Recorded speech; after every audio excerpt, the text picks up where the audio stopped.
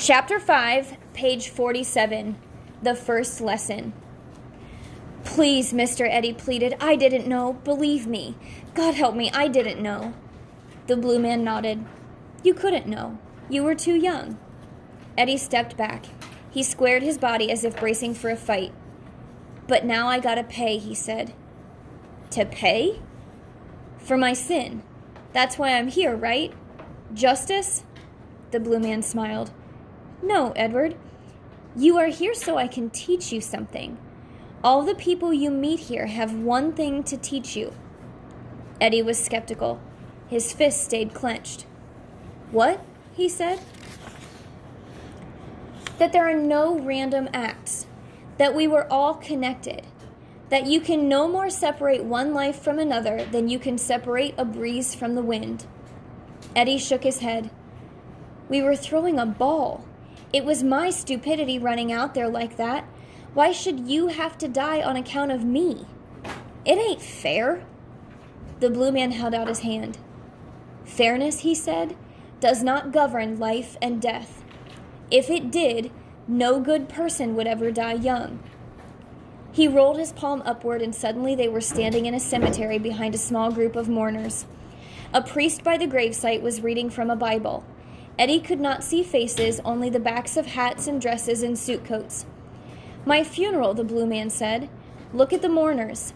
Some did not even know me well, yet they came. Why? Did you ever wonder why people gather when others die? Why people feel they should? It is because the human spirit knows deep down that all lives intersect.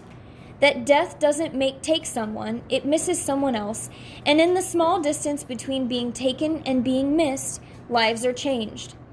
You say you should have died instead of me, but during my time on earth, people died instead of me, too. It happens every day. When lightning strikes a minute after you are gone, or an airplane crashes that you might have been on. When your colleague falls ill and you do not. We think such things are random, but there is a balance to it all. One withers, another grows. Birth and death are a part of a whole.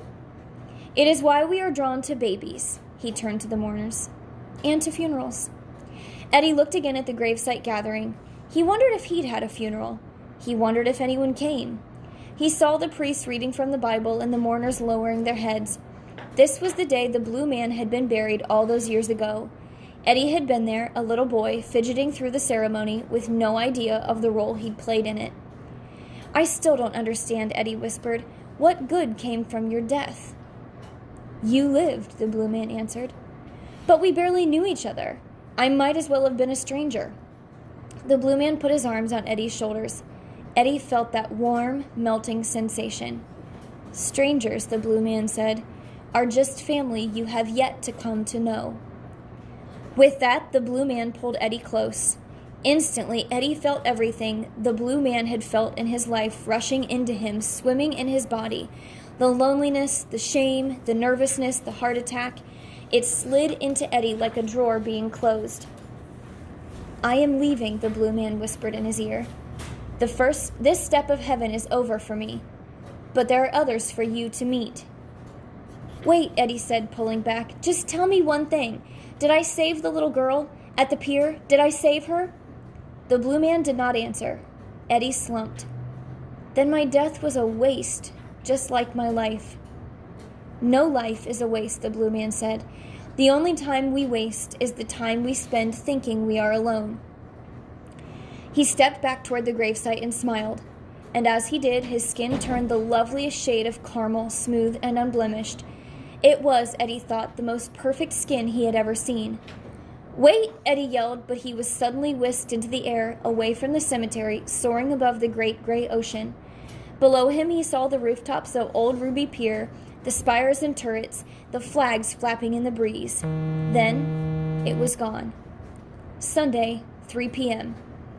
Back at the pier, the crowd stood silently around the wreckage of Freddie's freefall. Old women touched their throats. Mothers pulled their children away. Several burly men in tank tops slid to the front as if this were something they should handle, but once they got there, they too only looked on, helpless. The sun baked down, sharpening the shadows, causing them to shield their eyes as if they were saluting. "How bad is it?" people whispered. From the back of the crowd, Dominguez burst through, his face red, his maintenance shirt drenched in sweat. He saw the carnage. "Oh, no, no, Eddie," he moaned, grabbing his head. Security workers arrived. They pushed people back, but then they too fell into impotent postures, hands on their hips, waiting for the ambulances. It was as if all of them, the mothers, the fathers, the kids with their giant gulp soda cups, were too stunned to look and too stunned to leave. Death was at their feet as a carnival tune played over the park speakers. How bad is it? Sirens sounded. Men in uniforms arrived. Yellow tape was stretched around the area. The arcade booths pulled down their grates. The rides were closed indefinitely. Word spread across the beach of the bad thing that had happened, and by sunset, Ruby Pier was empty. Today is Eddie's birthday. From his bedroom, even with the door closed, Eddie can smell the beefsteak his mother is grilling with green peppers and sweet red onions, a strong woody odor that he loves. "Eddie!" she yells from the kitchen. "Where are you? Everyone's here." He rolls off the bed and puts away the comic book. He is 17 today, too old for such things, but he still enjoys the idea. Colorful heroes like the Phantom fighting the bad guys, saving the world. He had given his collection to his school-aged cousins from Romania who came to America a few months earlier. Eddie's family met them at the docks, and they moved into the bedroom that Eddie shared with his brother Joe. The cousins cannot speak English, but they like the comic books. Anyhow, it gives Eddie an excuse to keep them around. "There's the birthday boy," his mother crows when he rambles into the room. He wears a button-down white shirt and a blue tie which pinches his muscular neck.